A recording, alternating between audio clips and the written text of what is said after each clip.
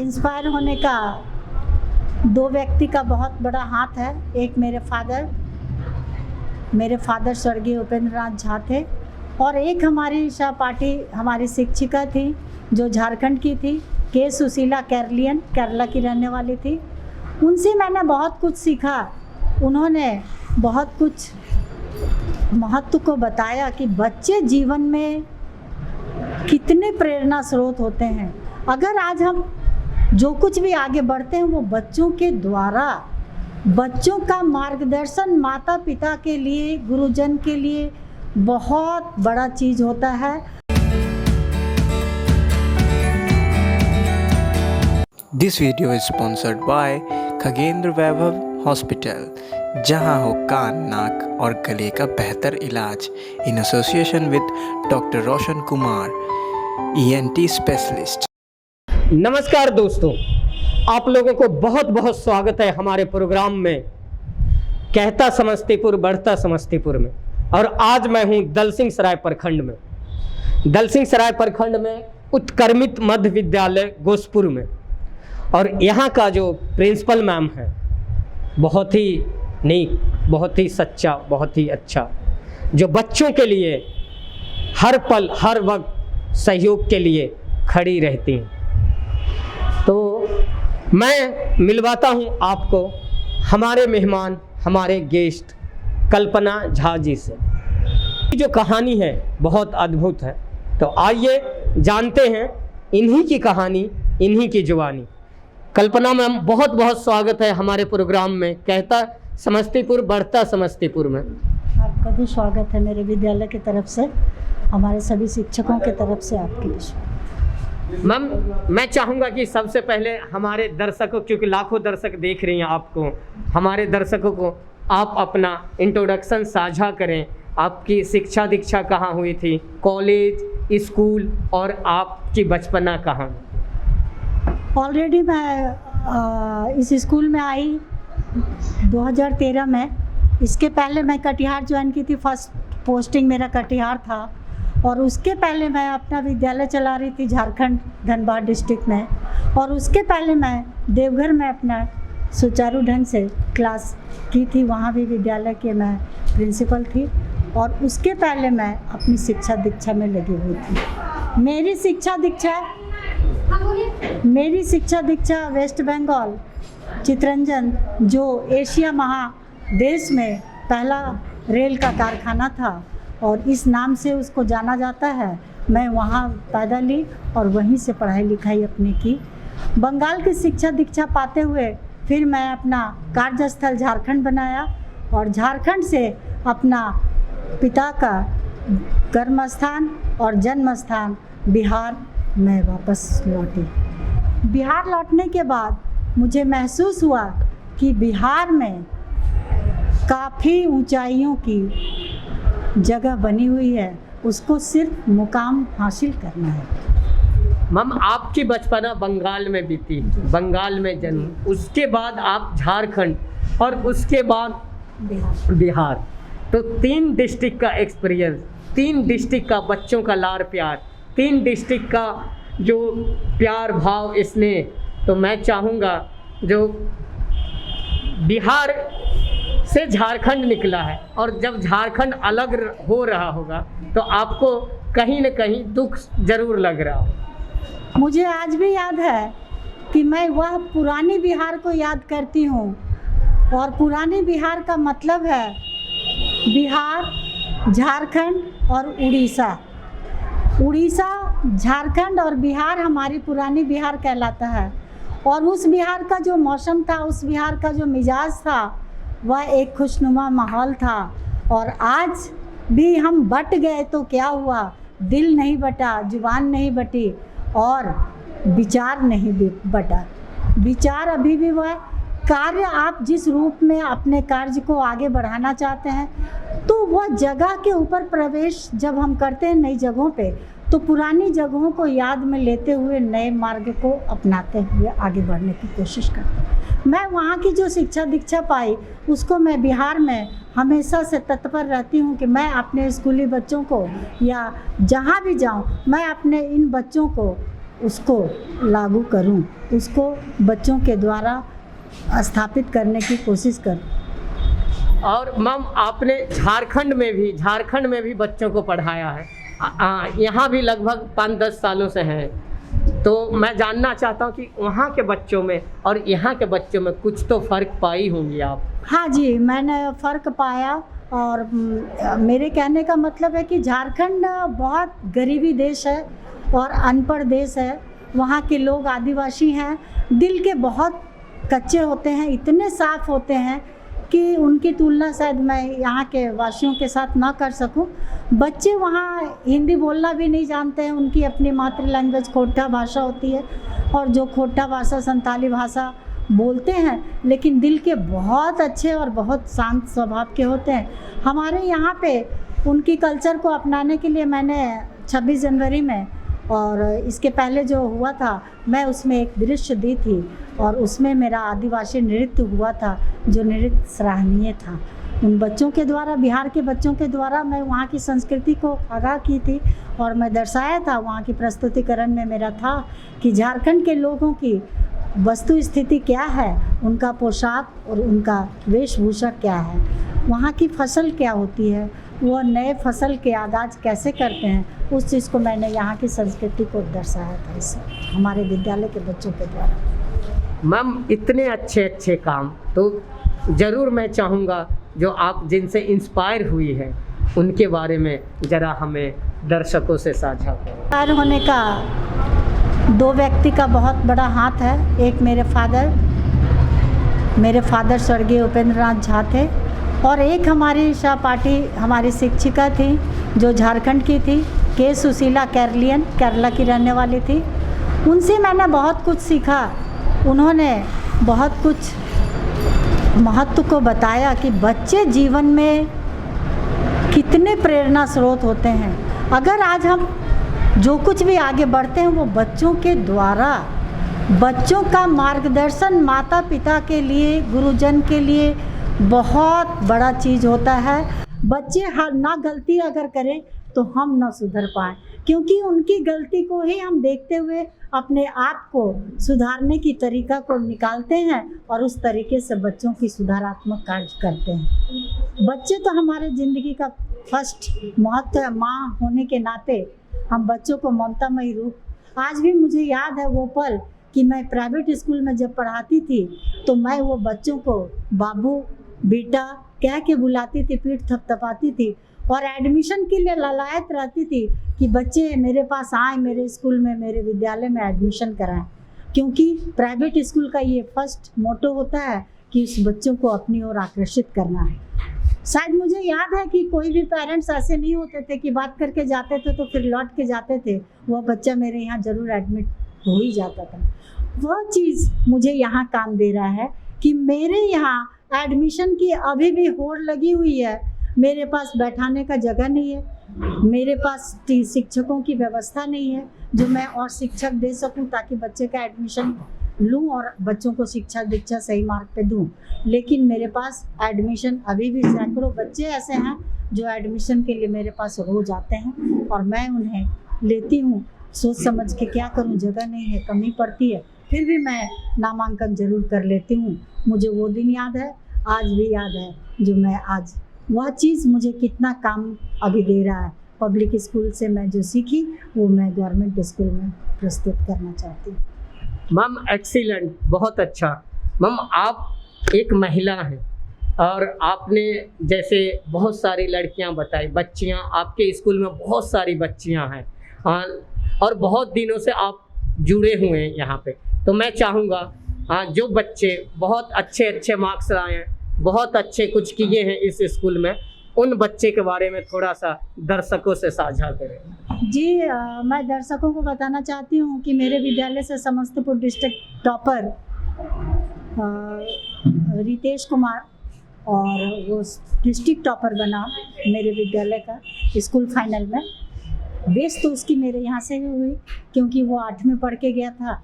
तो आप समझ सकते हैं कि वेश बनाने वाले जब उसको आकार और प्रकार देते हैं तो वो आकार प्रकार के साथ उसकी गुणवत्ता को भी ध्यान में रखते हैं।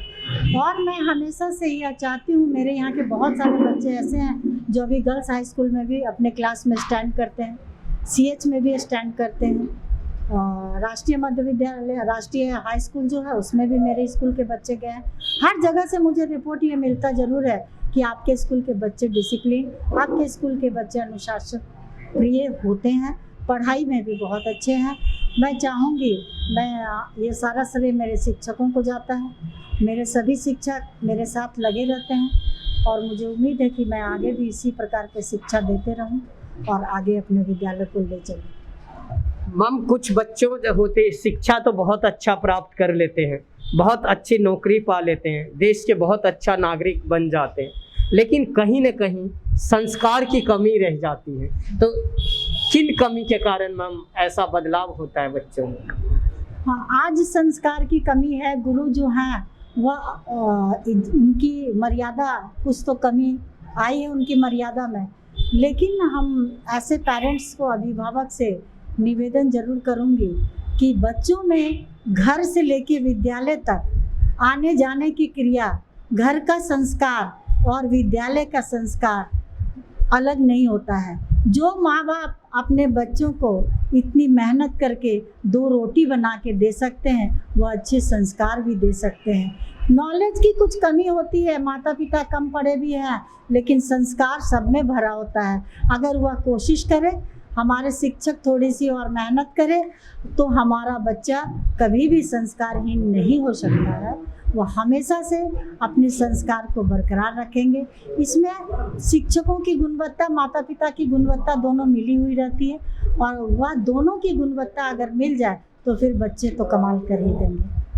मैम, कोरोना काल, वैश्विक महामारी, पूरी दुनिया परेशान, तो मैं चाहूँगा वो मुश्किल घड़ी को मैम आप कैसे पार पाए, जबकि स्कूल बंद था और आपको बच्चों से बहुत प्यार है। कोरोना एक समय था जो आया और गया, और हमें सुधार के गया। कुछ चीज़ें ऐसी होती है जो सुधरने के लिए कुछ वक्त के लिए आता है, और कुछ चीज़ें ऐसी होती है जो रह के भी सुधार नहीं पाते हैं। तो कोरोना एक ऐसा सबक हमें मिला जिससे कि हमारी दूरियां को खत्म करके एक दूसरे के लिए समर्पित सहृदय से सेवा की भावना जगी, और हम सब अपने समूह में मिल के, जब विद्यालय खुली थी, बच्चे के लिए बंद थी, हम लोग समूह में मिल के अपने पोषक क्षेत्र का भ्रमण किए, अपने गांव का भ्रमण किए, और वैक्सीन के लिए मोटिवेट किया गया। मैंने बहुत ऐसा किया कि मास्क मुझे जब मिली बच्चों को देने के लिए, तो बच्चे का जब विद्यालय खुला तो मैं बांटी, लेकिन उसके पहले कुछ ऐसे लोग थे जो नीडी थे इस चीज़ के लिए, मैंने उनको भी मास्क अपने तरफ से दी, और देने के बाद कुछ न कुछ अच्छी बातें उसको ज़रूर बताया कि साफ़ सुथरा रहना चाहिए, डिस्टेंस कवर करना चाहिए, थोड़ी दूरी बनाइए, बनाना ना बनाना वह उसके दिमाग में सिखाने, मोटिवेशन के पावर से मैं उनको ज़रूर आगाह किया। वह दिन तो याद है जब कोरोना हुआ तो हम लोग सब भगवान के नाम लेके सभी एक दूसरे की सहायता के लिए तत्पर थे, और आज भी हैं। कोरोना से बचना है तो हमें दूरी बना के रखना है। मैम, स्कूल बंद थी और लोगों ने, प्राइवेट स्कूलों ने ऑनलाइन शिक्षा की पद्धति स्टार्ट की थी, चलन शुरू की थी, लेकिन एक जो स्कूल आके शिक्षा ग्रहण कर सकता है उसकी तो मुकाबला कोई बात नहीं है। लेकिन फिर भी मैं चाहता हूँ कि आप अपना विचार दें, स्कूल आके शिक्षा प्राप्त करना और ऑनलाइन शिक्षा प्राप्त करना, इनमें ज़रूर बहुत दूरियाँ हैं। ऑनलाइन शिक्षा हमारे बच्चों के लिए है, लेकिन हमारा विद्यालय देखना पड़ता है कि ग्रामीण क्षेत्र में है, और ग्रामीण क्षेत्र में हर किसी पेरेंट्स और हर किसी अभिभावक के पास मोबाइल सुविधा नहीं रहती है। ऑनलाइन हमारे गवर्नमेंट ने, सरकार ने हमें भी कहा था कि ऑनलाइन क्लास करवाइए, लेकिन हम लोगों ने पाया कि ऑनलाइन क्लास करवाने के बावजूद भी बहुत कम संख्या, मतलब 2, 4, 5 बच्चे उसको समझ पाते थे और उसको कर पाते थे। बेहतर तो यही है कि जो बच्चे स्कूल में आके ऑफलाइन क्लास कर रहे हैं वो ज़्यादा बेहतर है ऑनलाइन के अपेक्षा, लेकिन जो हमारे यहाँ ऑफलाइन में जगह नहीं मिल रहा, बच्चे की भीड़ लगी हुई है, इतने बच्चे मौजूद होते हैं कि 80%, 85% उपस्थिति हमारे यहाँ दर्ज हो रही है बच्चों की। तो ये एक सुखद है। जो बच्चे का इतना दिन के बाद स्कूल खुला तो ऑफलाइन बच्चे सब प्रेजेंटी बहुत काफ़ी हो रही है, मेहनत भी कर रहे हैं। ऑनलाइन सुविधा शहरों के लिए है, हमारे ग्रामीण क्षेत्रों के लिए दिक्कतें आती है। कभी बिजली नहीं, कभी कुछ नहीं, कभी करंट नहीं, कभी चार्ज नहीं, कभी कुछ नहीं, तो बहुत सारी दिक्कतें हैं ऑनलाइन में। और हमारे बच्चे अभी इतने तेज़ नहीं हो गए हैं, इतने समझदार पेरेंट्स नहीं हैं जो उनको ऑनलाइन मोबाइल ख़रीद के दे और ऑनलाइन बातचीत करें। मैम, हमारे इसी साल से नई शिक्षा नीति आई है जी। और जो पुरानी शिक्षा नीति थी उनमें और नई शिक्षा नीति में आप क्या फ़र्क देखती हैं? ये तो बहुत अच्छी बात हुई कि नई चीज़ों को एक्सेप्ट करना चाहिए। और यंग ब्लड जब होते हैं तो यंग तो दिमाग उनका बहुत तेज़ चलता है, नीति अच्छी आ रही है। ये तो बहुत अच्छी है कि बच्चों को खेल खेल में कम लोड पड़ना है, बच्चे के किताब कॉपी का वज़न कम होना है, बच्चे के दिमाग का वज़न कम होना है। और नई नीति शिक्षा में हमने ये पाया है कि बच्चों को इंजॉयफुल लाइफ जीने के लिए प्रेरणा देनी है। हमें बच्चे बोरिंग ना हो, बच्चे क्लास में जाए तो बोरिंग ना महसूस करें, ये महसूस ना करें कि मैं कहाँ आ गया, ऐसा ना हो। बच्चे ऐसा जागरूक हो कि मैं स्कूल जाऊंगा और विद्यालय जाके मैं कुछ न कुछ पाऊंगा। ये उम्मीदों के साथ नई नीति शिक्षा को अपनाने की कोशिश की जाएगी। 2022 से शुरू हो रही है, हमारी उम्मीद से बहुत अच्छा और बहुत अच्छी चीज़ें उसमें मटेरियल दिया गया है। हम हमारे गांव में आज भी बिहार में मतलब डाटा मिला हमें, जो लड़कियां अगर 10th करती हैं खास करके गांव में, तो उसके लिए लड़का ढूंढना शुरू कर देते हैं, मतलब शादी करना है 12th आते आते। लेकिन लड़कों को बीए कराया जाता है, हायर एजुकेशन कराया जाता है। मैम, ये फ़र्क समाज के लिए बहुत घातक है, लेकिन उसके बावजूद भी लोग इस चीज़ों को अपना रहे हैं, कर रहे हैं। इस पे मैं चाहता हूँ कि आप अपना विचार दें और उन पेरेंट्स को मोटिवेट कीजिए ताकि वो बेटा और बेटी के पढ़ाई लिखाई में भेदभाव न हो। जी बिल्कुल। आज के ज़माने में हम लोग जहाँ विद्यालय है मेरा, जिस क्षेत्र में रहती हूँ वो गांव का माहौल है, तो गांव के माहौल में इस पर बहुत विशेष ध्यान दिया जाता है कि बच्ची मैट्रिक कर गई तो उसके बाद इसके शादी के लिए लग जाते हैं। लेकिन थोड़ी चेंज हो रही है, हम लोगों ने बच्चों को यहाँ बचपन से सिखा रही हूँ। अभी विद्यालय में जो भी क्लास में टीचर जाते हैं तो एक छोटा छोटा कुछ न प्रेरक प्रसंग लेके जाते हैं कि एक प्रेरक प्रसंग जो है वह लड़कियों के लिए स्पेशल और लड़कियों से ज़्यादा लड़कों को मोटिवेट करना है कि लड़के अगर समझदार हो जाए तो वह अपने माँ बाप को समझा देंगे, अपनी छोटी बहनों का जान बचा सकते हैं। इस काम में लड़कों का सहयोग हमें बहुत ज़्यादा चाहिए। लड़कियां तो समझ रही है कि हमें माँ पिताजी ऐसा करेंगे, लड़कियां ने भी आवाज़ उठाने की कोशिश कर रही है, धीरे धीरे मोटिवेट हो रही है, मोटिवेशन हो रहा है। लेकिन हाँ, संख्या बहुत कम है, परसेंटेज बहुत कम है। वह परसेंटेज आने वाले दिनों में काफ़ी बढ़ जाएगा। लेकिन पहले से हमें उम्मीद है कि 40% लड़कियां इस चीज़ को समझ गई है कि हमें इंटर करना है, हमें आगे बढ़ना है, हमें पढ़ के नौकरी कामयाब करना है, हमें कुछ न कुछ अपने पैरों पे खड़े होकर अपने माँ पिताजी की सहायता पहुंचाना है। लड़के अगर ज़्यादा समझदार हो जाएं तो ज़्यादा बेहतर है। लड़के थोड़ी सी समाज में छेड़खानी वगैरह का केस आता है जो लड़कियों के लिए मुसीबत है। माँ पिताजी भी सोचते हैं शादी कर दे तो चल जमेला से, लेकिन ये चीज़ समझने की और समझाने की बात होती है। लेकिन आने वाले दिन में ज़रूर हम लोग कामयाब होंगे और ये बंधन टूट जाएगा। मैम, मेरा ये सवाल है, जब 2013 में आप इस विद्यालय में आई थी तो यहाँ का रूपरेखा कैसा था? यहाँ के शिक्षक, यहाँ के बच्चे, और 7-8 साल बाद अब का विद्यालय जो मैं देख रहा हूँ इतना सुंदर, इतना सब कुछ है, तो मैं चाहूँगा वो टाइम और इस टाइम के तुलना में जो आपने महसूस की फ़र्क वो हमें बता। कहावत है ना, जब नींद खुली तो जब जग गए तो दिन अच्छा रह गया और जब सो गए तो सब खत्म हो चुका।